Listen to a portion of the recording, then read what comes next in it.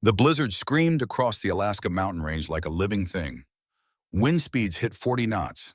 Temperature sat at -32 Fahrenheit. Visibility dropped to 15 meters. This was the kind of storm that killed even experienced operators. Commander Garrett Blackwood pressed his back against frozen granite. At 58 years old, his body still remembered how to fight. But the cold settled into joints that had seen too many winters, too many wars, too many choices he couldn't take back. 7 men crouched in the ravine with him. SEAL Team 9, the best operators the United States Navy could field. Right now, they were about to die. Muzzle flashes erupted from 3 directions.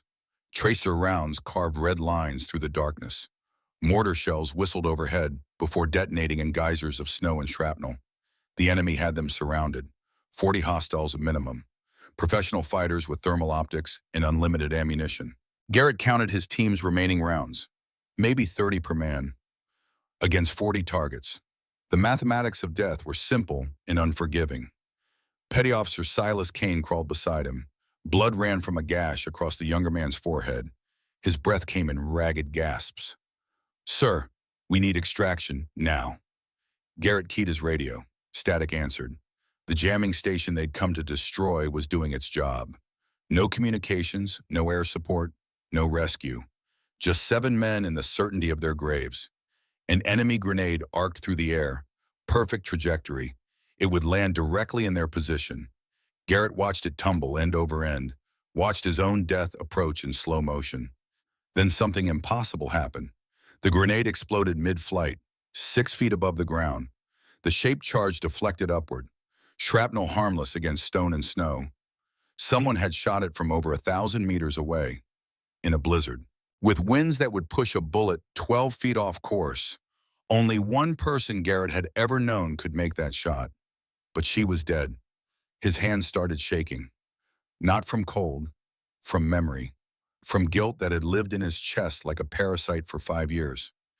Enemy radio chatter crackled with panic. Russian voices mixed with English. One phrase repeated over and over. "Belaya Varana idut." The white raven comes. Garrett's blood went colder than the mountain air. His vision tunneled. For 5 years, he'd carried the weight of what he'd done. For 5 years, he'd told himself she was dead, that he'd had no choice, that following orders was what soldiers did. Now the ghost of Christmas past had returned, and Garrett Blackwood would finally answer for his sins. Silas stared at him. "Sir, who the hell is out there?" Garrett opened his mouth, closed it. "How did you explain that the person saving their lives was the same person you'd left to die, that her blood was on his hands, that her survival was impossible, miraculous, and terrifying all at once?" "A ghost," he whispered. "I created a ghost." 5 years earlier, December 2019. Rachel Thorne stood at attention in the briefing room at Fort Bragg, North Carolina. 27 years old, 5'7". Athletic build hardened by 3 years of training that would break most men. Her blonde hair was pulled back in regulation bun. Her green eyes tracked every detail of the room with sniper precision. She was the first female SEAL Team sniper in United States history. Some called it progress. Others called it political theater. Rachel called it Tuesday. Commander Garrett Blackwood entered the room, 53 years old then, gray just starting to touch his temples, crow's feet around his eyes from decades of squinting through scopes. He walked with the confidence of a man who'd survived the first Gulf War in 1991 and every conflict since. He'd been Rachel's mentor for 2 years, taught her long-range ballistics, wind reading, the mathematics of death. He believed in her skills, but Rachel could see the doubt behind his eyes whenever he looked at her. The doubt that whispered women didn't belong in direct combat. 6 other operators filed in. They nodded at Garrett or Surrit, ignored Rachel. Standard practice. She'd learned to live with invisibility. Garrett activated the projection screen. A satellite image appeared. Mountains, snow, isolation. Operation Frostbite. Target Viktor Kozlov, Russian arms dealer operating in Alaska near the border. He's been selling classified U.S. intelligence to Chinese and Russian military black markets. Satellite intercepts confirm he's got a data cache worth $20 billion in damage to our national security. Rachel studied the terrain. Steep grades, limited approach vectors, Perfect ambush country. 7-person team, insertion via helicopter drop, 12 clicks from target. We go in quiet. Eliminate Kozlov. Extract his hard drives. Exfil before dawn. One of the operators raised his hand. Sir, what's the threat assessment? Intel suggests minimal resistance. Kozlov's running a skeleton security crew through the holidays. Should be straightforward. Rachel had learned that should be straightforward meant something would go catastrophically wrong. Garrett's eyes found hers. Captain Thorne, you'll be providing overwatch. Long-range support only. Do not engage unless absolutely necessary. There it was, the invisible cage. Stay back. Stay safe. Don't take risks. Don't prove you can do the job. Rachel kept her expression neutral. Understood, sir. After the briefing, she cornered Garrett in the hallway. Around them, operators prepped gear and checked weapons. The sounds of men preparing for war. Commander, I need to talk to you. Garrett's jaw tightened. He knew what was coming. Not here, Captain. They moved to an empty equipment room. Rachel closed the door. The sounds of the base became muffled. This conversation needed to happen away from ears that would judge. Why do you keep me off primary operations? Garrett sighed, the sound of a man tired of having the same argument. Thorne, you're exceptionally skilled. Your marksmanship scores are the highest I've seen in 30 years. But this mission... But what I'm not ready, I've completed every training scenario, passed every evaluation. What more do I need to prove? It's not about proving. Garrett's voice hardened. It's about the reality of combat. I've seen 40 years of war. I've watched men die in my arms. I've made decisions that haunt me every single night. And I'm telling you as your commander that this environment kills experienced operators. I can't risk team cohesion by what having a woman actually do her job. The words hung between them like smoke. Garrett's face showed pain, not anger, pain. You think this is about gender? It's not. It's about responsibility. If you die because I put you in a situation you weren't ready for, that's on me. That weight is mine to carry. Rachel wanted to scream, wanted to rage, but she'd learned years ago that emotion was the enemy of advancement. So she controlled her voice, made it cold, professional. Then give me the chance to be ready. You'll never know what I can handle if you keep me in a cage. Garrett studied her for a long moment. She could see him calculating, weighing risks, fighting with his own instincts. Finally, he nodded. You come on this mission, full team member, but you follow my orders exactly. One mistake, one moment of hesitation, and you're out of field operations permanently. Understood. Yes, sir. And Thorne, don't make me regret this. Rachel met his eyes. I won't. But neither of them knew that by the end of the mission, regret would be the least of Garrett's problems. The helicopter cut through the night sky like a blade. Inside, 7 operators sat in combat silence, each man lost in his own pre-mission ritual. Some prayed, some slept, some simply stared into the darkness and accepted whatever came next. Rachel checked her rifle for the 20th time. Barrett M107, 50 caliber, effective range over a mile, weight 35 pounds loaded. Her ruck added another 50 pounds of ammunition, survival gear, and mission equipment, 85 pounds total load, on a frame that weighed 125. The operator beside her, a thick-necked Texan named Marcus Webb, watched her adjust her straps. His skepticism was written clearly on his face. Think you can hump that ruck 12 clicks through snow? Rachel didn't look at him. I guess we'll find out. I'm just saying, if you fall behind, we're not waiting. Now she turned, met his eyes with the flat gaze she'd perfected over 3 years of dealing with men who thought her presence was a mistake. If I fall behind, shoot me, because that's the only way I'm stopping. Marcus blinked, looked away. Message received. Garrett watched the exchange, didn't intervene. This was part of the test. Rachel had to earn respect from the team, not have it handed to her by command authority. The helicopter pilot's voice crackled through their headsets. 2 minutes to drop zone. The operators stood, checked each other's gear, the ritual movements of men who'd done this 1,000 times. Rachel moved through the motions with them, became part of the machine. Garrett gripped her shoulder. His hand was heavy with meaning, with concern, with doubt he'd never fully admit. Remember Thorne, overwatch only. Don't be a hero. Heroes are dead men with better press, sir. I'm just here to do my job. Garrett almost smiled. Almost. That's what I like to hear. The rear ramp dropped. Arctic winds screamed into the cabin. Temperature instantly plummeted. Rachel's breath crystallized in the air. Below, the Alaska wilderness stretched into infinite darkness. Mountains that had killed men for millennia. Go, go, go. They jumped into the night, into the storm, into a mission that would destroy everything Rachel thought she knew about loyalty duty and the cost of following orders. The landing was brutal. Rachel hit the snow and rolled with the impact. Her ruck tried to drive her face first into the ground. She controlled the fall, came up in a tactical crouch. Rifle ready. Around her, the team materialized from the darkness. 7 shadows in white winter camouflage. They moved with the efficiency of men who'd trained together for years. Rachel was still the outsider, still proving herself with every step. Garrett hand signaled. Move out. Formation Delta. Weapons tight. They began the 12-kilometer trek to the target. The snow was waist-deep in places. Each step required effort that drained calories and willpower. The wind pushed against them like a physical enemy. Temperature sat at -28.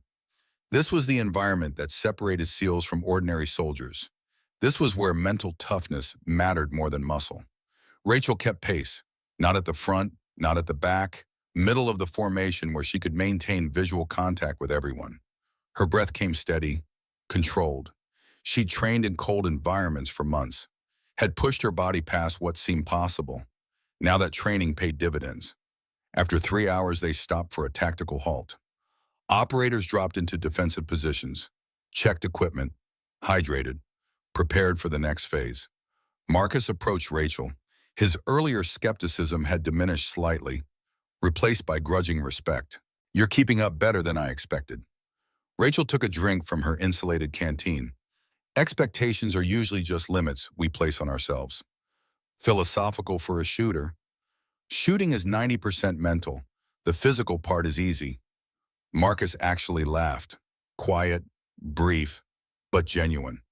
Maybe you'll do all right after all, Thorne. It wasn't friendship, but it was acceptance. And in the SEAL teams, that was as close as you got to approval. Garrett gathered them for final approach briefing. He sketched the target layout in the snow with his knife. Kozlov's compound is 3 clicks north. Intelligence indicates 5 security personnel, maybe 6. We go in 3 teams. Entry team breaches and secures the interior. Demolition team sets charges on the servers. Overwatch provides exterior security. He looked at Rachel. Thorne, you'll take position on the eastern ridge. Elevation advantage. Clear line of sight to all approach vectors. If things go sideways, you provide suppressive fire while we extract. Roger that, sir. And Thorne, remember the rules of engagement. Positive identification required. No shots unless you have clear enemy combatants threatening the team. Understood. But Garrett's eyes held a deeper message. Don't make me regret bringing you. Don't prove the doubters right. Don't let gender politics become body bags. Rachel read it all, carried the weight of every woman who'd ever tried to break into male-dominated spaces, the weight of expectations and prejudices, and the constant need to be twice as good to be considered half as competent. She nodded. I've got this, sir. They moved toward the target. The storm intensified. Visibility dropped to 10 meters. Navigation became guesswork and instinct. Garrett led them with the confidence of a man who'd operated in worse conditions. Then Silas Kane, running point, held up his fist. Everyone froze. He knelt in the snow, examined something. When he looked back at Garrett, his face showed concern. Garrett moved forward. Rachel watched from her position, saw Garrett's body language shift, saw tension replace confidence. Garrett hand signaled. Rally on me. The team moved to his position. Rachel saw what had caught their attention. Tracks in the snow, fresh, maybe an hour old, boot prints size 9.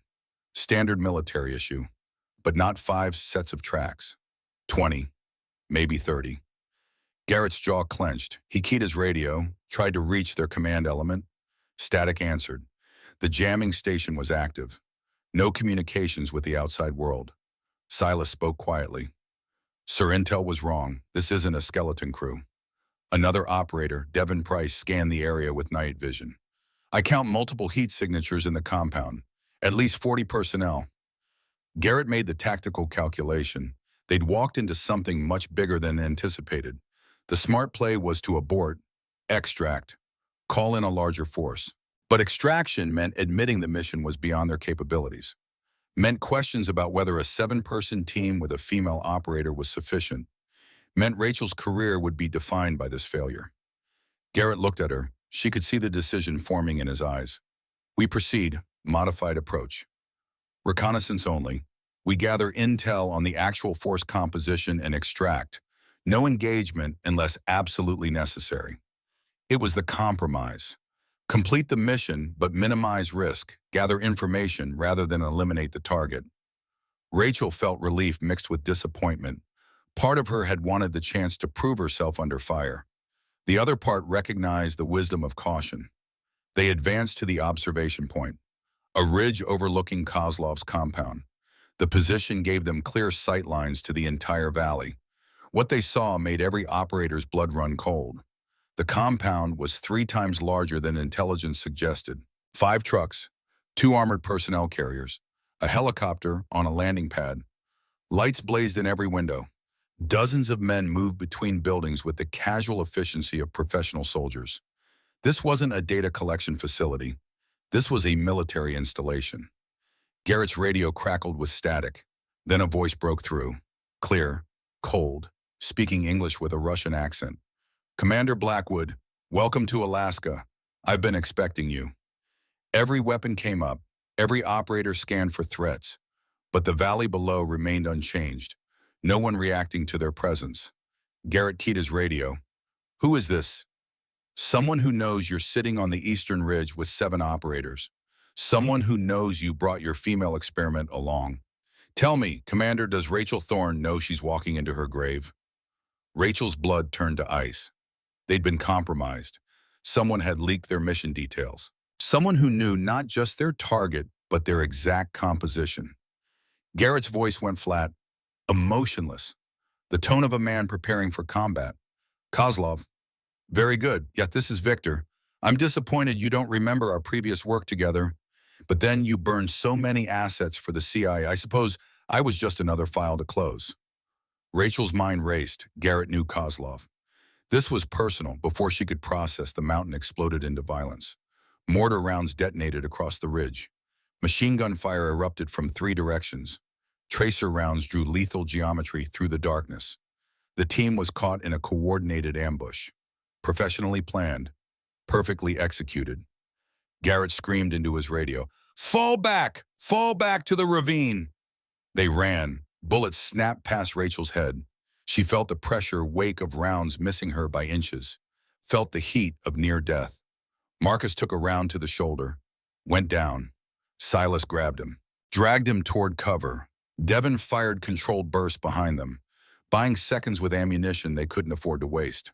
They made it to a narrow ravine. Limited cover, but better than nothing. Garrett pushed Rachel down behind a boulder. His eyes were wild with adrenaline and calculation. Stay here, return fire only if you have clear shots. Then he was gone, moving between operators, organizing defense, becoming the commander 30 years of experience had forged. Rachel settled into a shooting position. Her hands were steady despite the chaos, despite the fear. This was what 3 years of training had prepared her for. She acquired targets. Enemy fighters moving through the snow, range 840 meters, wind 35 knots from the northeast, temperature -30. She made the calculations, adjusted her scope, waited for a lull in the wind, fired. 1,200 meters away, an enemy fighter dropped. Headshot, through a gap in his helmet. She worked the bolt, acquired another target, fired, another kill, 3 more shots, 3 more bodies. In 15 seconds, she'd eliminated 5 threats. The enemy advance faltered. Confused voices shouted in Russian. They hadn't expected accurate return fire at this range, hadn't expected someone capable of making impossible shots in impossible conditions. Garrett stared at her, shock and pride mixing on his face. Good shooting, Thorne, but the victory was temporary. More enemy forces poured down from the ridges. They had numbers. They had position. They had every advantage. And Garrett's team had nothing but the certainty that this mountain would become their grave, unless someone made a sacrifice, unless someone stayed behind so others could escape. Garrett looked at Rachel. In his eyes, she saw the calculation forming. The terrible mathematics of command. 7 lives versus 1. And Rachel Thorne, the first female SEAL sniper, was the logical sacrifice. She saw it coming before he spoke, saw the decision crystallize. Thorne, someone needs to provide covering fire while we extract. Her stomach dropped. Sir, that's a death sentence. It's an order, Captain. You hold this position for 10 minutes. Give us time to reach the emergency extractions point. Then you follow. We both know I won't make it 10 minutes. Garrett's face showed pain, real genuine pain. I'm sorry, but I can't sacrifice 6 men to save 1. The mission requires you following orders too, Commander. A new voice cut through the radio. Pentagon command. Rachel didn't know how they'd penetrated the jamming. Didn't care. The voice was cold, administrative, the voice of someone making decisions from 5,000 miles away. Commander Blackwood, you are ordered to extract your team immediately. Captain Thorne is acceptable loss. Do you copy? Garrett's face went white. Say again. Thorne is acceptable loss. Extract your team. That's a direct order. Rachel looked at Garrett, saw everything she'd feared confirmed in his expression. She wasn't a soldier to Pentagon brass. She was a political experiment, a diversity initiative, and when things went wrong, she was expendable. Sir, her voice was steady, calmer than she thought possible. You should follow orders. Thorne, I joined this team knowing the risks. I'm a SEAL. This is what we do. Around them, enemy forces closed in. There was no more time for debate, no more room for moral complexity. Garrett had to choose. Follow orders and live with her death, or disobey and likely die with her. He chose command. He chose survival. He chose the mission over the woman. Team, we extract in 30 seconds. Move to Rally Point Bravo. Go, go, go. The operators ran, disappeared into the storm, left Rachel alone on the ridge with enemy forces 300 meters away and closing. Garrett paused, looked back at her. His face was a mask of anguish and guilt and the terrible weight of leadership. I'm sorry, Raven. Hold fast. I'll come back for you. I swear I'll come back. Rachel's voice was empty, hollow, the voice of someone already dead. No, you won't. No one ever does. She raised her rifle, began firing at the approaching enemy, buying seconds, buying minutes, buying time for men who'd left her to die. Garrett ran, and with every step he became a man who'd chosen orders over honor, who'd sacrificed his best student to save himself. The sound of Rachel's rifle faded behind him, lost in the wind, lost in the storm, lost like everything good Garrett had ever believed about himself. He reached the helicopter, climbed aboard, looked back at the mountain. Rachel's position erupted in explosions. The enemy was finishing what they'd started. Garrett watched the woman he'd trained, the soldier he'd mentored, disappear in fire and snow. And he became a man haunted by ghosts he'd created himself. The official report listed Captain Rachel Thorne as killed in action. Body not recovered. Gave her a memorial service. A flag. A line in the history books about being the first female SEAL sniper to die in combat. Commander Garrett Blackwood wrote the casualty report himself, attended the memorial, accepted a promotion 3 months later, and every night for 5 years he heard her voice. No one ever does. Heard the acceptance in her tone, the betrayal, the end of trust. But Rachel Thorne didn't die on that mountain. She survived. Crawled out of her grave after 72 hours buried in snow. Broken legs, frostbite, hypothermia that should have killed her. She survived, and in surviving she stopped being Rachel Thorne.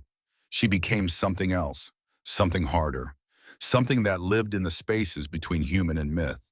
She became the White Raven, the ghost who walked in blizzards. The phantom sniper who protected operations she had no obligation to protect.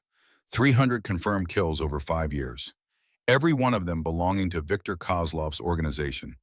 Every one of them payback for being left behind. The legend grew. Russian mercenaries whispered her name like a curse.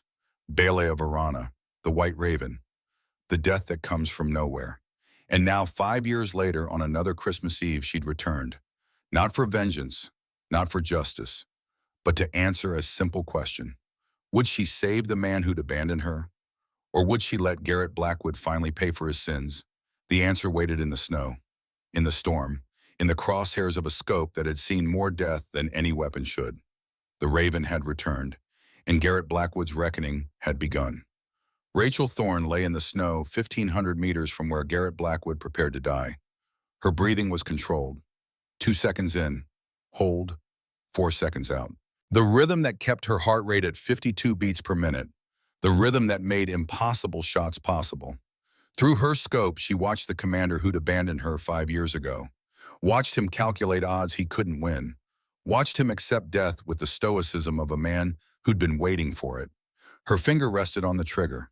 23 ounces of pressure between Garrett's life and his end. One shot, one moment. 5 years of rage compressed into a single decision. She'd imagined this moment 1,000 times during her exile. The satisfaction of watching him realize too late who held his fate. The justice of making him feel the helplessness as she'd felt. But revenge was a luxury. Right now, 6 other men would die with him. Men who'd never betrayed her. Men just following their commander. Men who deserved better than to pay for Garrett's sins. Rachel adjusted her scope. Calculated wind drift at this range. 38 knots gusting to 45. Temperature -32. Barometric pressure 29.1. The mathematics of death were complex but familiar. She'd spent 5 years perfecting her craft. 5 years alone with nothing but her rifle and the ghost of who she used to be. 317 confirmed kills. She'd stopped being Rachel Thorne around number 40. By 100, she'd become something else. Something that lived in the spaces between legend and nightmare. The White Raven. Bailey of Arana. The death that walks in storms. An enemy soldier raised a rocket launcher, aimed at Garrett's position. Rachel's finger tightened. The Barrett M107 roared. 50 caliber round traveling at 2,800 feet per second. At this range, flight time was 2.1 seconds. The rocket launcher exploded. The soldier's torso disappeared in a red mist that froze before it hit the ground. His companions dove for cover, shouted in panicked Russian. Rachel worked the bolt. Smooth. Practiced. 5,000 repetitions until the motion became unconscious. She acquired another target. Fired. Another body. She'd become a machine, efficient, remorseless. Each kill was mathematical. Remove the threat, protect the objective, feel nothing. But watching Garrett through her scope brought back sensations she'd buried. Anger, betrayal, and something worse. Something that felt dangerously close to the person she used to be. Focus, emotion was the enemy. She had 40 targets in 47 rounds. The calculus demanded perfection. Target 3, machine gunner establishing firing position. Range 1,100 meters. Crosswind 40 knots, firing, headshot. The gunner's helmet exploded. His weapon tumbled down the mountainside.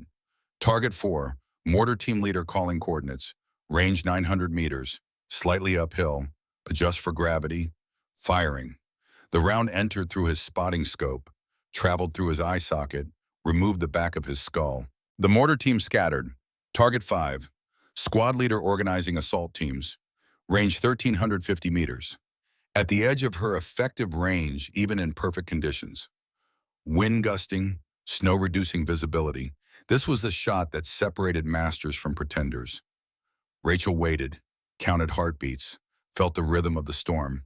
3 years of training, 5 years of practice, 8 years of dedication to a craft most would never understand. She felt the wind lull, a 3-second window. Her finger moved. The rifle spoke. 2.3 seconds later, the squad leader dropped. Perfect headshot. His men froze, looked around in terror. The White Raven had arrived. Rachel permitted herself the ghost of a smile. Cold, sharp. Nothing like the woman who'd laughed during training. Nothing like Rachel Thorne at all. She relocated. Never fired more than 3 shots from one position. Movement meant survival. She'd learned that after her first week alone. After Kozlov's men had nearly caught her because she'd been too confident. The mountain had taught her. Pain had taught her. Isolation had taught her everything her SEAL training hadn't. She moved through the snow like smoke. Her white ghillie suit made her invisible. Her movements were economical, efficient. She'd shed every unnecessary ounce of weight over 5 years. Everything she carried served a purpose. Her rifle, her ammunition, her will to survive. Nothing else mattered. From her new position, she had clear sight lines to Garrett's team. Saw Silas Kane trying to treat Marcus Webb's shoulder wound. Saw Devin Price firing controlled bursts with ammunition he couldn't spare.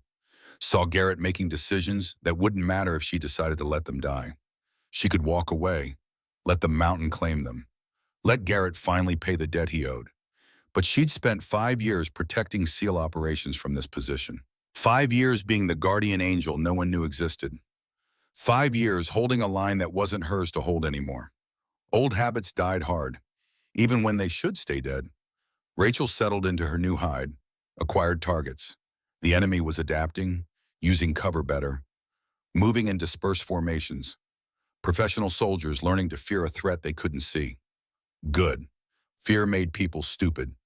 Stupid people made mistakes. Mistakes created opportunities. She fired, killed the commander organizing the adaptive response, watched his subordinates lose cohesion, watched training fail when leadership disappeared. Another shot, another body. She was conducting a symphony of death, each note perfectly placed, each kill serving the larger composition. Target 8, target 9, target 10, 11, 12. 12 confirmed in 40 minutes. She was setting records even by her own standards. Then everything changed. A bullet cracked past her head, missed by 2 inches. The shot came from the western ridge, 1,400 meters away, in a crosswind that would push most shooters' rounds 10 feet off course. Rachel rolled left. A second round impacted where she'd been. Whoever was shooting knew what they were doing. She'd found her counterpart, another sniper, someone good enough to track her, good enough to nearly kill her. Through her scope, she scanned the western ridge, searched for muzzle flash, for heat signature, for any indication of position. There, a shape that wasn't quite natural, a disturbance in the snow pattern. Enemy sniper, professional grade, probably Russian Spetsnaz trained. This was different. This wasn't hunting prey. This was dueling with an equal. Rachel's pulse elevated, 60 beats per minute, the first increase in years, not fear, anticipation. For 5 years, she'd been the apex predator. Now someone challenged her position. She fired at the shape, saw snow explode, but no body. The sniper had moved. Smart, disciplined, dangerous. A bullet struck her left side, not a hit, a graze, but close enough to draw blood. Close enough to prove this sniper was tracking her movements, predicting her positions. Pain flared. Rachel ignored it. Pain was information, nothing more. She'd lived with worse for 5 years. She relocated again. Moved 300 meters in 4 minutes. Established new hide behind a rock formation. Scanned for her opponent. The duel lasted 20 minutes. Both snipers firing, both missing by inches, both adapting to each other's patterns. It was like chess played at supersonic speeds. Each move a calculation, each shot a risk. Rachel's opponent was good, maybe the best she'd faced. He understood wind reading, understood patience, understood that sniper duels were won by whoever made the first mistake. She wouldn't make the first mistake. Couldn't afford to. She studied the terrain. The western ridge had an unstable cornice, snow built up over centuries. One good impact could trigger collapse. Rachel fired 3 rounds, not at the sniper. At the cornice above him, the shots were deliberate, precise, designed to fracture the snow structure. Nothing happened, not immediately. Then physics took over. The cornice collapsed. 10 tons of snow and ice tumbled down the ridge. The enemy sniper's position disappeared in an avalanche. Rachel waited, scanned through her scope, watched for movement, for survival, for the sniper to emerge. A figure crawled from the debris, injured, disoriented, but alive and holding his rifle. Range 1,520 meters. The man was tough, determined. He'd almost killed her. Rachel respected that. But respect didn't mean mercy. She fired. The round traveled for 2.4 seconds, struck the enemy sniper center mass. He dropped, didn't move again. Rachel worked the bolt, scanned for additional threats. The battlefield had gone quiet. The enemy was regrouping, reassessing. Learning that the White Raven wasn't just legend, she checked her ammunition. 23 rounds remaining, 47 at mission start, 24 kills. Perfect efficiency. Her side throbbed where the enemy sniper had grazed her. She applied field dressing without taking her eye from the scope. Muscle memory. She'd treated worse wounds alone. Through the scope, she watched Garrett's team, saw them still alive, still fighting, still believing rescue would come. Fools. Rescue didn't come on this mountain. Only death came here. She was proof of that. Garrett Blackwood knelt in the snow and confronted the truth he'd run from for 5 years. The sniper saving them was Rachel Thorne. Had to be. No one else shot with that precision, that coldness, that perfect lethality. He'd written her casualty report, attended her memorial, promoted on the merit of a mission that should have destroyed him. And all the while she'd been here, alive, watching, waiting. Silas crawled beside him. Blood matted the younger man's hair. His eyes were wild with combat stress and confusion. "Sir, whoever that sniper is, they just saved us again. 12 kills, maybe 15. I've never seen shooting like that." Garrett's hands shook, not from cold, from the weight of 5 years crashing down. "I know who it is." "What?" "The White Raven, the legend Kozlov's men fear." "I know who it is." Silas stared. "The White Raven is real. She's real, and I'm the reason she exists." Garrett told them everything while bullets carved the air and death circled closer. Told them about Operation Frostbite 5 years ago, about the order to abandon Rachel, about writing her KIA report while she was still alive, still fighting, still holding the line he'd told her to hold.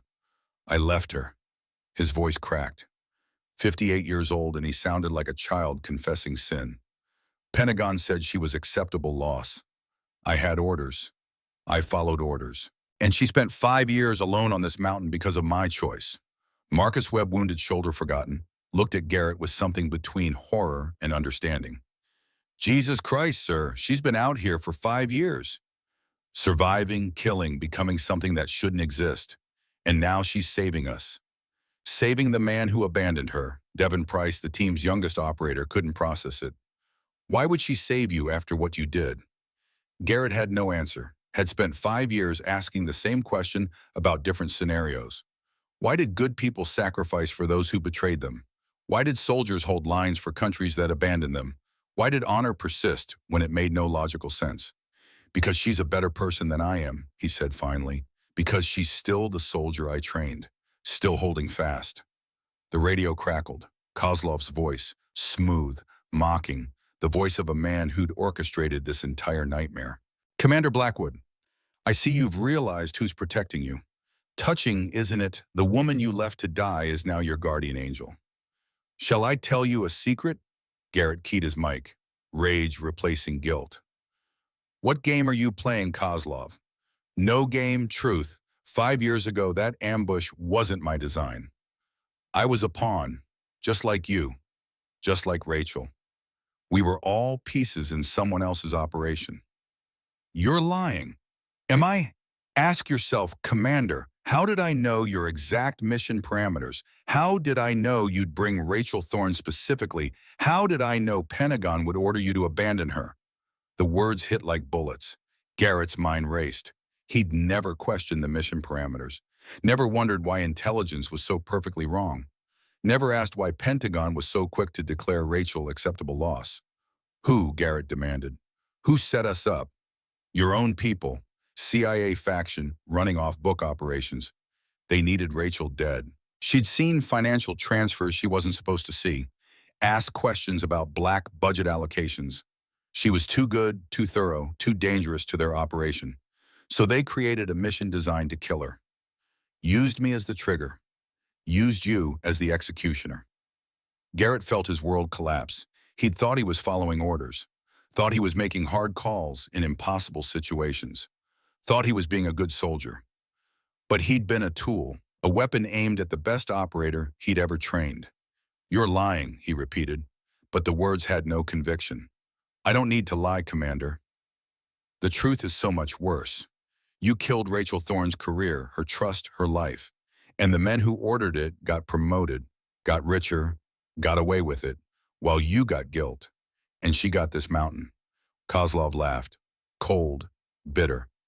But here's the beautiful part. She survived, became the thing they feared most.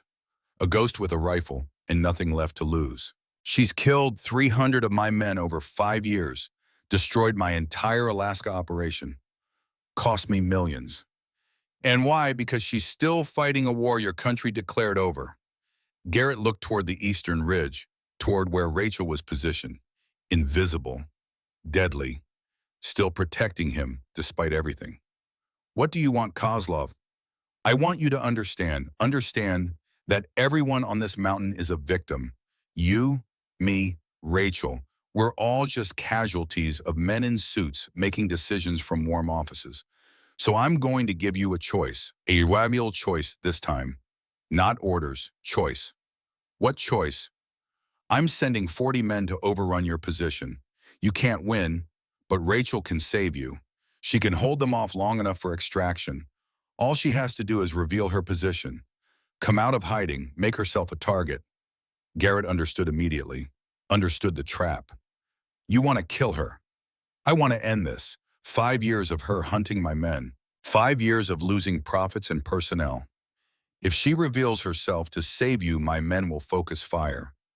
She'll die, but you'll live, just like last time. So I have to choose. Again, her life or mine. Poetic, isn't it? History doesn't repeat, but it rhymes. What will you choose this time, Commander? Will you let her sacrifice herself for you, or will you finally pay your debt?" The radio went dead.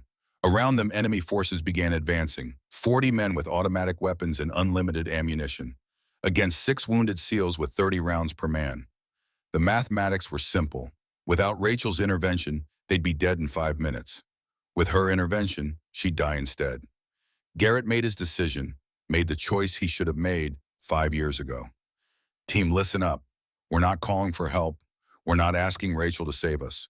We're going to fight our way out, together or not at all." Silas looked at him like he'd lost his mind. "Sir, we can't win this. Winning isn't the point. Not abandoning people is the point. I won't make the same mistake twice." Marcus checked his ammunition. 28 rounds. "Sir, with all respect, that's suicide." "Maybe, but it's suicide with honor, and that's better than living as a coward." Devin chambered around. His hands were steady despite his youth. "If we're dying, we die like SEALs. I can live on with that." "You won't be living with it," Gilles said. But he was smiling, grim, dark, but smiling. "But hell, better than dying old in a nursing home." They formed a defensive line, 6 men with rifles and the absolute certainty that they were about to die. Garrett keyed his radio one last time. Hoped Rachel was listening. Hoped she understood. "Raven, if you're hearing this, stand down. We've got this. You don't owe us anything. You don't owe me anything. Save yourself." That's an order from a commander who has no right to give you orders anymore. Static answered, then Rachel's voice, cold, hard, nothing like the woman he'd trained. "You don't give me orders anymore, Garrett. You lost that right 5 years ago. But I'm not saving you because you ordered it. I'm saving you because I'm still a SEAL. And SEALs don't leave people behind." The words cut deeper than any blade, the accusation implicit. She held standards he'd abandoned. "Rachel, don't do this." "Shut up and fight, Commander. I've been alone for 5 years. About time I had a team again." Rachel stood, rose from her hide on the eastern ridge, made herself visible, made herself the target Kozlov wanted. 40 weapons swung toward her position. 40 men who'd feared her for years now had a clear shot. She fired first, dropped 3 before they could react, worked the bolt, fired again. 2 more down, return fire erupted, bullets chewed the rock around her. She moved, fluid, fast, years of training compressed into seconds of action. She wasn't trying to kill everyone, just create enough chaos for Garrett's team to advance, create enough fear to break the enemy's cohesion. It worked. The enemy forces split, half focused on her, half on Garrett's team. Divided attention meant divided effectiveness. Garrett saw the opening, saw Rachel giving them a chance. He wouldn't waste it. Move to the rally point, covering fire. Team 9 advanced, firing, moving, using every second Rachel bought them with her blood and skill. Rachel felt a round graze her shoulder. Another hit her ruck. She was taking fire from multiple angles. This wasn't sustainable. She'd die here if she stayed exposed. But Garrett needed 30 more seconds. 30 seconds to reach cover. 30 seconds to escape the kill zone. She gave him 40, gave him everything she had, fired until her magazine was empty, dropped 2 more enemy combatants, watched Garrett's team reach safety. Then she moved, sprinted across open ground. Bullets tracked her movement. She zigged, zagged, dove behind a boulder as rounds impacted where she'd been. Her radio crackled. Garrett's voice, emotional, broken. Raven, fall back to our position. We'll extract together. Rachel looked at her options. She could disappear, vanish into the mountain. Let them think she'd died. Return to being the ghost. Or she could join them. Be part of a team again. Risk trusting people who'd proven trust was worthless. She ran toward their position, against every instinct, against 5 years of learned isolation. She ran toward the man who'd betrayed her, because being alone was worse than being betrayed, because humans weren't meant for isolation, because some part of her still remembered being Rachel Thorne. She reached their line, slid into cover. Garrett stared at her. His face showed shock, age, guilt, recognition. Hello, Commander? Her voice was ice. Long time no see. Garrett opened his mouth, closed it. What could he possibly say? What words existed for this moment? Rachel didn't wait for his apology, didn't need it. She was here for the mission, not for closure. 40 hostiles, 8 clicks to extraction. We move in 2 minutes. Questions? Silas found his voice. Ma'am, it's an honor. Rachel looked at him, really looked at him, saw admiration in his eyes, respect, not the doubt she'd faced 5 years ago. Save the honor for when we're not dying, petty officer. Right now, I need you combat effective. She assessed the team. Marcus wounded, Devin exhausted. Garrett was breaking down, the weight of command and guilt finally crushing him. Rachel made a decision, took command, like she should have 5 years ago. Garrett, you're second in command. I'm running this extraction. Anyone have a problem with that? No one spoke. They recognized what she'd become, recognized that the woman giving orders was forged from 5 years of surviving what should have killed her. She was no longer the operator trying to prove herself. She was the standard they couldn't meet. Rachel checked her ammunition. 17 rounds, not enough. She looked at Garrett. How much ammo does the team have? Maybe 150 rounds total. And we're facing 40 trained operators. Perfect. I love fair fights. The ghost of humor. The first hint that Rachel Thorne might still exist under the White Raven's armor. Garrett saw it, grabbed onto it like a drowning man. Rachel, Later, if we survive, you can apologize. Right now, we move. She led them into the storm. 6 men following the ghost who'd saved them. 6 men who didn't know if they were being rescued or led to judgment. Rachel didn't know either. All she knew was that she was back with a team, back with people, back with the closest thing to purpose she'd felt in 5 years. And Kozlov was waiting to finish what he'd started, waiting to kill the White Raven and the commander who'd created her. The mountain was about to run red with blood. The only question was whose. The extraction was brutal. 8 kilometers through terrain that wanted them dead. Rachel led point. Her years of knowing every ridge, every valley, every death trap made her the only one who could navigate. Behind her, Garrett's team moved like wounded animals, exhausted, bleeding, but alive. That counted for something. The snow fell heavier, visibility dropped to 5 meters, temperature hit -38, the kind of cold that stopped lungs, froze eyeballs, killed within minutes if you stopped moving. Rachel didn't stop, hadn't stopped in years. Her body had adapted to conditions that would hospitalize normal operators. She'd become something between human and environment, part woman, part mountain. Every 100 meters she checked behind, made sure the team kept pace, made sure Garrett was still moving. The commander looked 20 years older than when she'd last seen him up close.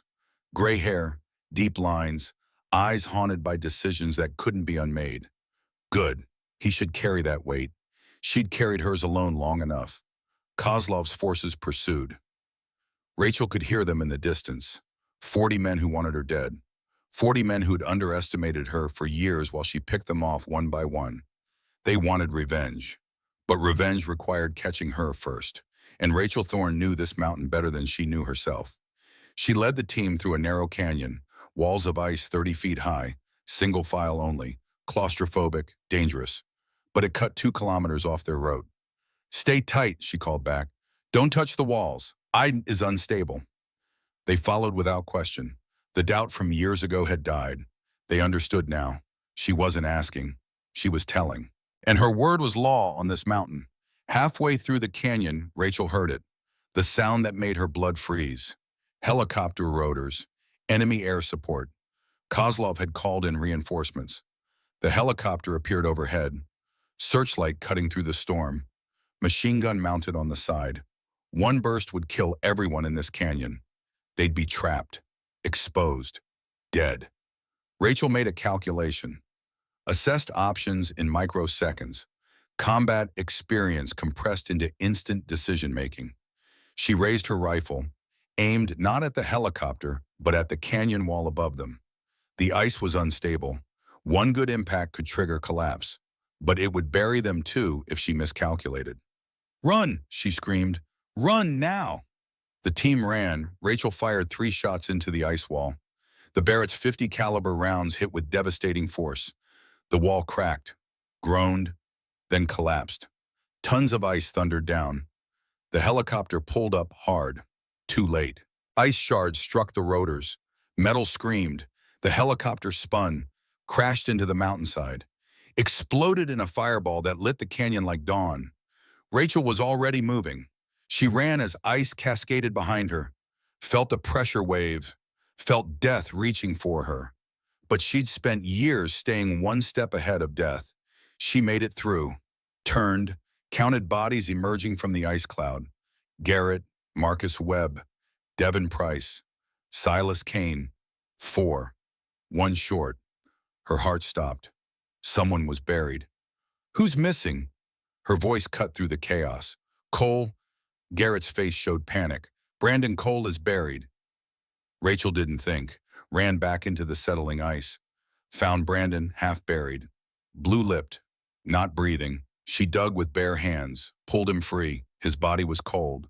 Too cold. She started CPR, 30 compressions, 2 breaths, nothing. "Come on, Cole, don't you die on me, not after we made it this far." 30 more compressions, 2 breaths, her arms burned. The cold made every movement harder. Brandon coughed, vomited snow, gasped for air like a drowning man. "Welcome back," Rachel said. Relief flooded through her. She'd lost too many people. Wouldn't lose another today. Brandon's eyes focused on her, confused, disoriented. Did we get them?"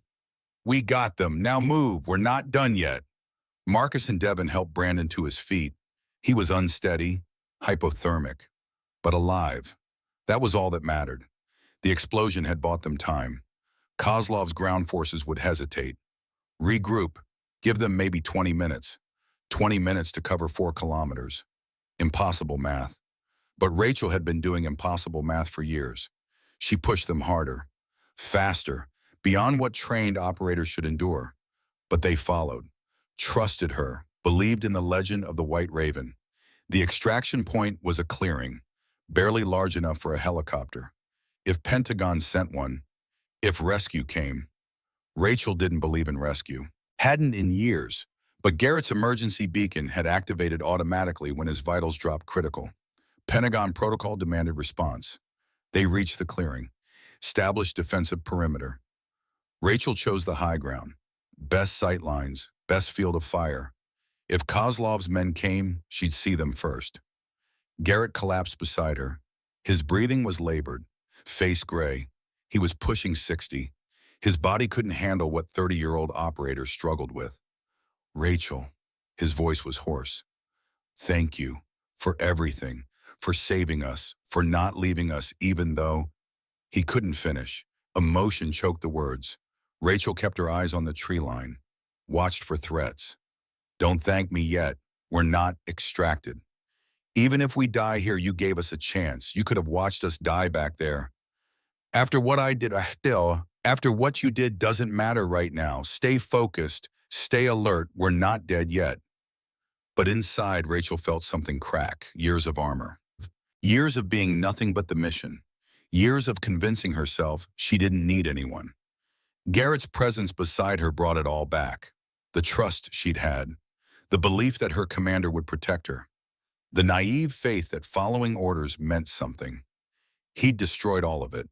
And now he sat beside her like it could be repaired with apologies. The sound of helicopter rotors cut through her thoughts. Different pitch than the enemy bird. Heavier. American. A Black Hawk materialized from the storm. Circled once. The pilot was good. Landing in these conditions was suicide. But SEALs didn't leave people behind. The helicopter touched down. Rear ramp dropped. A loadmaster waved them in. Go, Rachel shouted. Everyone on board. The team ran. Marcus and Devin carried Brandon between them. Silas limped but moved. Garrett was last, kept turning back to make sure Rachel followed. She provided cover, scanned the tree line. Kozlov's forces would arrive any second. She could feel them closing in. Movement. 300 meters. Enemy scouts. Then more. 20 men breaking from the trees. Professional. Coordinated. Coming to finish what they'd started. Rachel fired, dropped the lead scout. The others dove for cover. She fired again. Kept their heads down. Bought seconds. Rachel now, Garrett screamed from the helicopter. We have to go. She fired one more shot. Hit an enemy fighter trying to set up a machine gun. Then she ran. Bullets chased her, kicked up snow around her feet.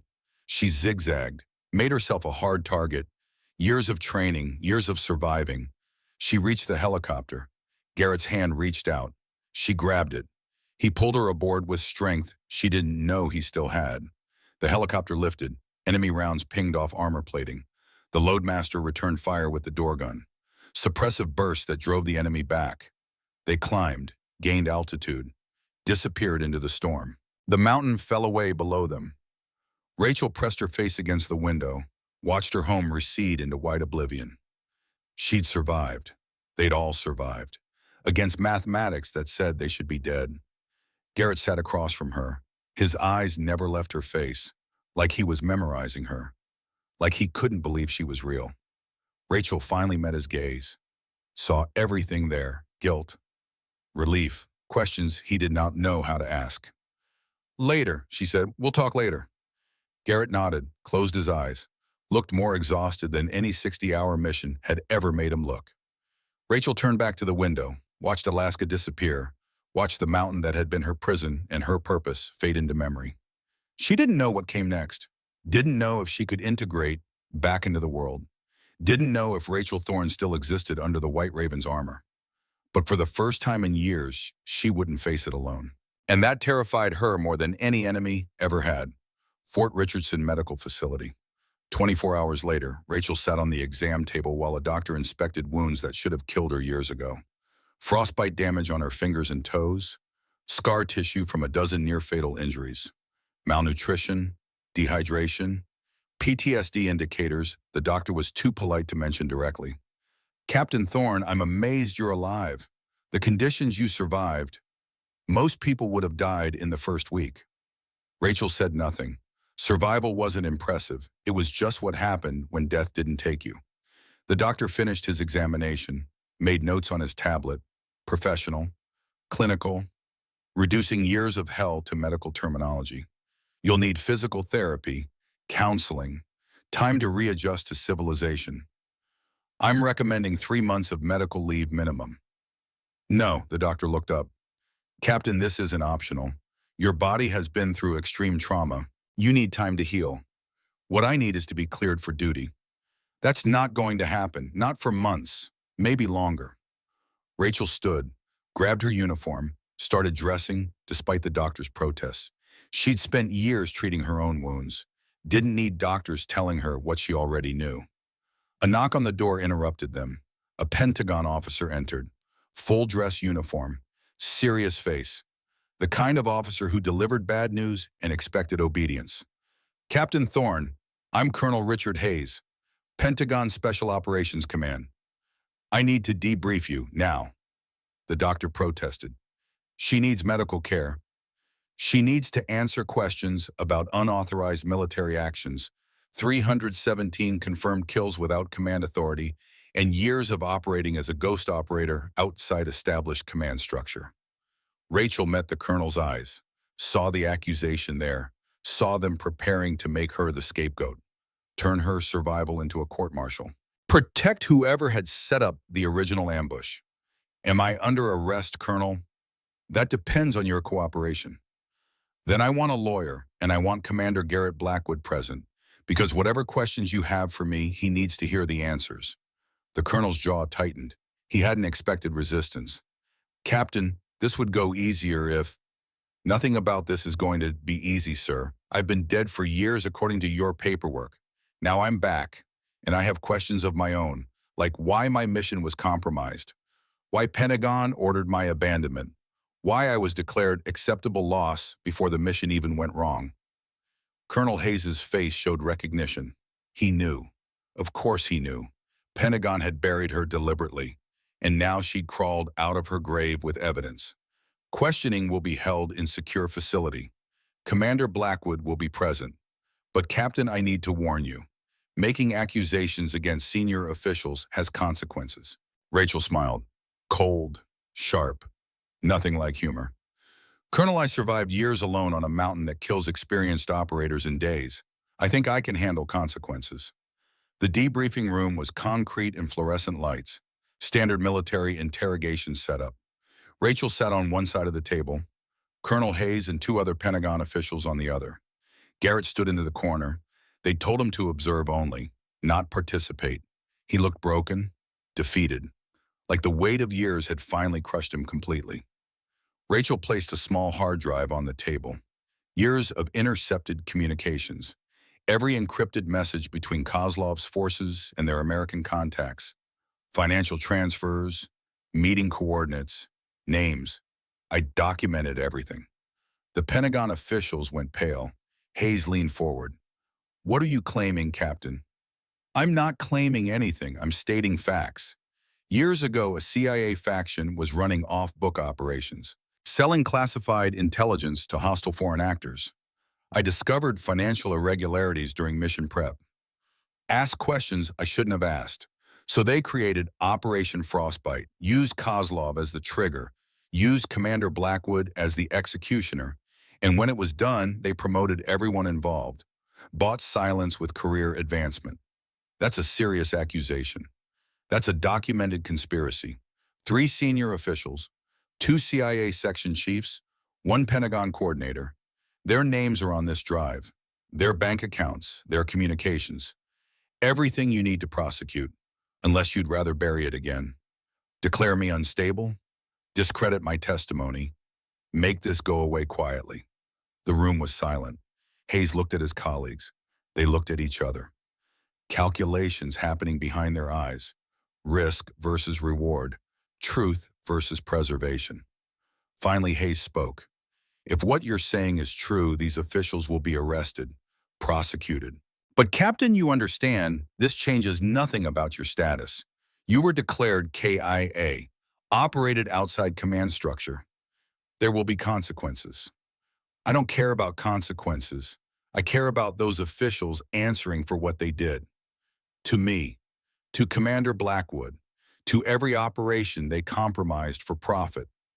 Hayes took the hard drive, looked at it like it was a live grenade. We'll need to verify this information. Verify all you want. I spent years documenting. I'm very thorough. The officials stood, left the room, left Rachel alone with Garrett. The silence stretched, painful, heavy with years of unspoken words. Garrett finally moved, sat across from her. His hands trembled slightly, age or emotion, maybe both. You documented everything, all those years. Had to do something between killing Kozlov's men. Turns out years give you plenty of time for research. Rachel, I need to say, don't. Her voice was hard, final. Don't apologize. Don't explain. Don't tell me you had no choice. We always have choices. You chose to follow orders. I chose to survive. We both live with our choices. I was wrong about everything. About doubting you, about leaving you, about believing that following orders was the same as doing right. Rachel looked at him, really looked at him. Saw the man who'd trained her, who'd believed in her potential even when he doubted women in combat, who'd made an impossible choice in an impossible situation. She wanted to hate him, had spent years nurturing that hate, but hate required energy she didn't have anymore. You weren't evil, Garrett. You were weak, and that's worse. Evil I can fight. Weakness just disappoints. The words hit him like bullets. His face crumpled. He aged another decade in seconds. I volunteered for that mission, the one where you found me. I wanted to die on that mountain. Wanted to join you. Thought maybe if I died where I left you, it would balance the scales. That's cowardice too. Suicide doesn't balance anything. It just creates more casualties. Then what do I do? How do I make this right? Rachel stood, walked to the window, looked out at the base. Operators training, living normal lives, not knowing that ghosts walked among them. You can't make it right. What's done is done. But you can do better. Be better. Train the next generation to choose people over orders. Teach them that following commands doesn't absolve them of moral responsibility. She turned back to him. I don't forgive you, Garrett. Maybe someday, but not today. What I can do is understand. You made a choice under pressure. It was the wrong choice. But I've made wrong choices too. Years of killing taught me that there's no clean hands in war, just people trying to survive and failing at different rates. Garrett's eyes were wet. What will you do now? I don't know. The woman who wanted to prove herself died on the mountain. What came back? I don't know what I am anymore. You're the best operator I ever trained, the best I ever saw. You're Rachel Thorne, and the world needs you. Rachel almost smiled. Almost. The world needed me years ago. Now it just gets what's left. 3 days later, Pentagon made its announcement. 3 senior officials arrested for espionage. 2 CIA section chiefs under investigation. The scandal rocked the intelligence community. Rachel was offered full immunity, back pay, reinstatement to active duty with rank of major, Medal of Honor nomination for actions during Operation Frostbite. She turned down the medal, accepted the immunity, said she'd think about reinstatement. In reality, she was having panic attacks in her quarters. Nightmares about the mountain, hypervigilance that made normal interaction impossible. She'd spent years becoming something that couldn't function in civilization. Garrett visited daily, brought coffee, sat in silence, didn't push, just provided presence, like he was trying to make up for years of absence. On the 4th day, he brought a visitor, a woman, late 50s, intelligent eyes, kind face. She introduced herself as Dr. Elizabeth Warren, psychologist specializing in combat trauma. Rachel's first instinct was to refuse. She didn't need a therapist, didn't need someone analyzing her, judging her, declaring her broken. But Dr. Warren didn't judge, didn't analyze, just talked. About mountains, about isolation, about the things humans did to survive when survival should be impossible. Captain Thorne, you're not broken. You adapted. Your brain and body changed to meet environmental demands. That's not weakness. That's remarkable resilience. I killed 300 people. You protected military operations, eliminated threats, fulfilled your duty even when your country had abandoned you. That takes strength most people can't imagine. I don't feel strong. I feel like I'm made of broken glass, barely held together. Warren nodded. That's normal. You spent years in survival mode. Now you're safe. Your nervous system doesn't know how to process safety. It's still looking for threats. How do I fix it? You don't fix it. You integrate it. The mountain changed you. That's not bad or good.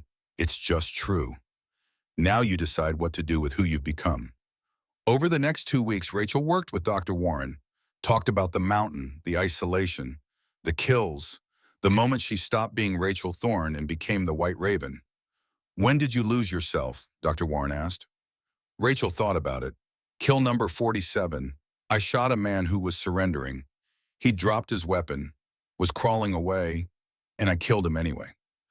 Because Kozlov's men didn't deserve mercy, didn't deserve anything but death.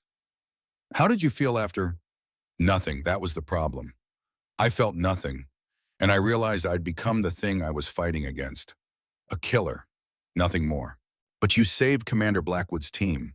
That wasn't the action of someone who'd lost themselves completely. I don't know why I saved them. Revenge would have been easier. Letting them die would have balanced the scales. Maybe you saved them because you're still Rachel Thorne. Still the soldier who believes in something bigger than revenge. Still the woman who holds the line even when no one's watching. Rachel wanted to believe that. Wanted to believe she was still human under the armor. But years of evidence suggested otherwise. Garrett appeared in her doorway one morning, 4th week of her recovery. He looked different, lighter, like confession had released weight. Rachel, I have a proposal, not an order, just an idea. She gestured for him to continue. I'm retiring, medical discharge, too old, too broken. But SEAL Command needs a new head instructor for survival training. Someone who knows how to survive impossible conditions. Someone who can teach the next generation not just how to fight, but how to endure. Rachel understood immediately. You want me to teach? I want you to pass on what you learn. Not just the tactics, the mindset, the resilience. You spent years becoming the world's foremost expert on survival. That knowledge shouldn't die with you. I can't lead a team, Garrett. I can barely handle being around people. You don't need to lead teams. You need to create leaders. Leaders who won't make the mistakes I made. Leaders who'll choose people over orders. Rachel considered it. Teaching meant staying stationary, meant interacting with people, meant being part of the system that had abandoned her. But it also meant purpose, meant using years of suffering for something constructive, meant maybe saving future operators from her fate. I'll do it on one condition. Name it. You help me, co-instructor. You teach them about the cost of leadership, about making hard calls and living with consequences. They need to see both sides, the operator who survived abandonment and the commander who ordered it. Garrett looked surprised. You want me there? I need you there, not as penance, as partnership. We both have lessons they need to learn. 6 months later, Rachel Thorne stood in front of 30 SEAL candidates at the Alaska Mountain Training Facility. Her mountain, the place that had been her prison, now her classroom. She looked different. Healthy weight, hair grown out, the gauntness of survival replaced by the leanness of purpose. But her eyes were still hard, still carried the weight of 317 souls. I'm Captain Rachel Thorne. Some of you know me as the White Raven. I spent years surviving conditions that kill experienced operators in days. I'm going to teach you how to do the same. How to survive when rescue isn't coming. How to endure when your body says quit. How to become something more than human when human isn't enough.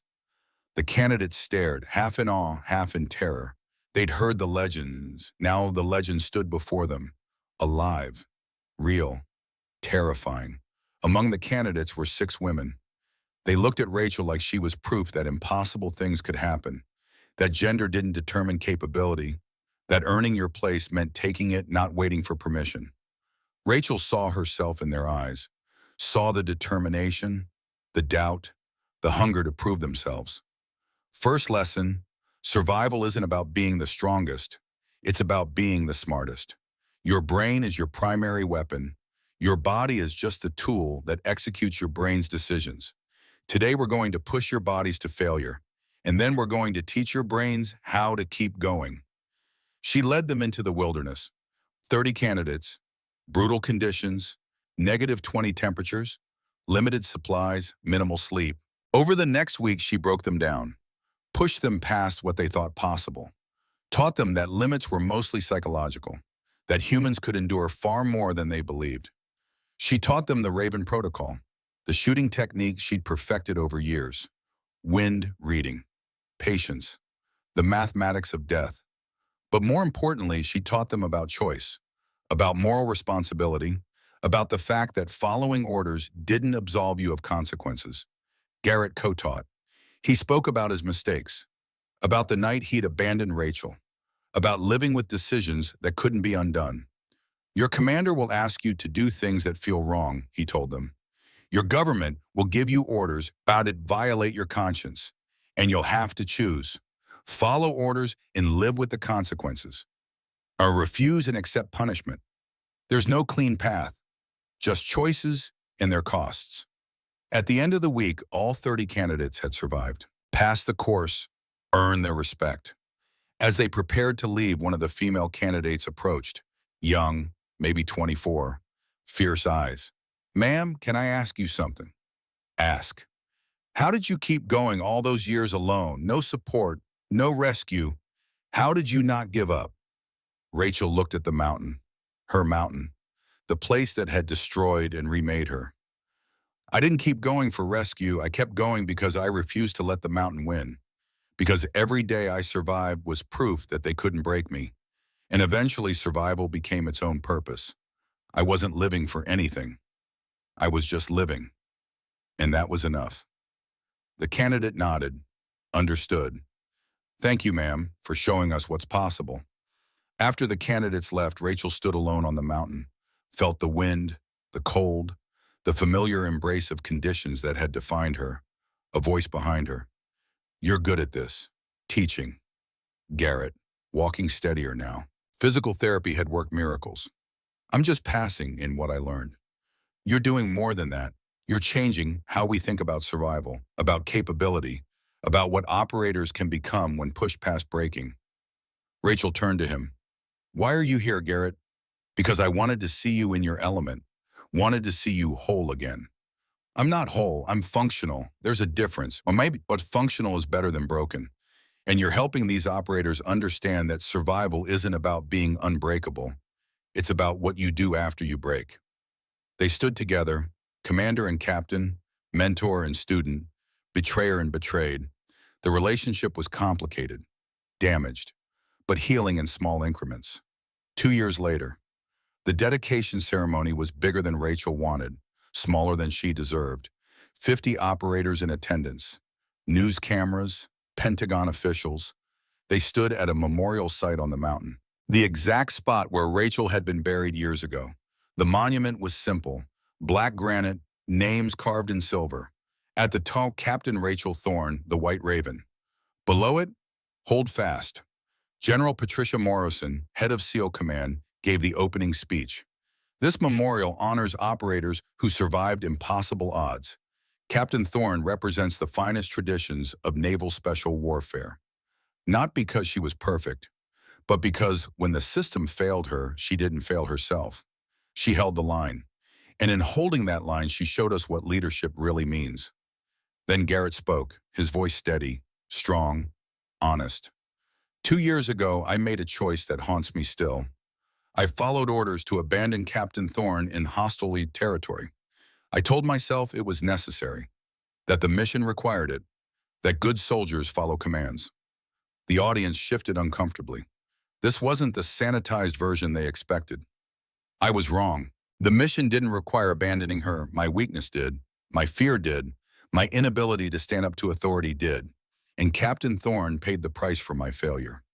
He turned to Rachel. His eyes were clear, honest, free of the guilt that had poisoned him. Rachel, I can't undo what I did. Can't give you back those years. Can't erase the scars.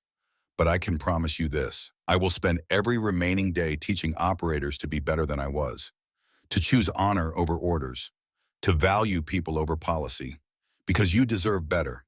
And every operator who comes after deserves leaders who won't make my mistakes. The ceremony ended. People approached Rachel, thanked her, called her hero. She accepted their words with grace she didn't feel. Brandon Cole approached with his 8-year-old daughter.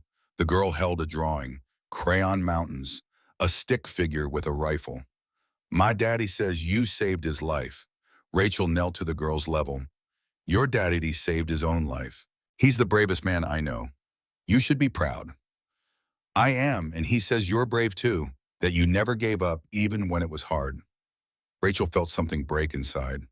The last piece of armor. The final wall. "Thank you," she whispered. "That means more than you know." After they left, she stood alone at the monument, touched her name carved in stone, felt the weight of years finally lifting. Garrett approached quietly. "How do you feel?" "Like I can finally let go. The mountain doesn't own me anymore. The past doesn't define me anymore. I'm just Rachel. Nothing more, nothing less. That's all you ever needed to be." They walked away together, two people who'd broken and rebuilt themselves into something stronger than before. Behind them, the monument stood sentinel, a reminder that survival wasn't about being unbreakable. It was about what you built after breaking. That evening, Rachel returned to her quarters at the training facility. Her office was small but comfortable. Awards lined the wall, not hers, her students. 247 operators trained, 0 fatalities. Records that spoke louder than medals. She sat at her desk, opened her journal, wrote the final entry. "Today, I buried the White Raven, not with grief, with gratitude. She kept me alive when I should have died, protected me when I had no protection, held the line when no one else would. But I don't need her anymore. I'm Rachel Thorne again. Imperfect, human, healing. I have purpose. I have students who trust me. I have Garrett, who's become the mentor he should have been from the start. I have Brandon and his daughter reminding me why we fight, why we survive, why we hold the line. The mountain tried to break me. Instead, it forged me into something stronger. Not because I'm superhuman, but because I refuse to let trauma have the final word. I am Rachel Thorne, SEAL team operator, instructor, survivor, human, and that is enough." She closed the journal, looked out her window at the mountain.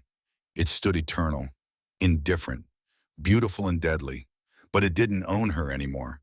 She'd taken back her name, her identity, her life.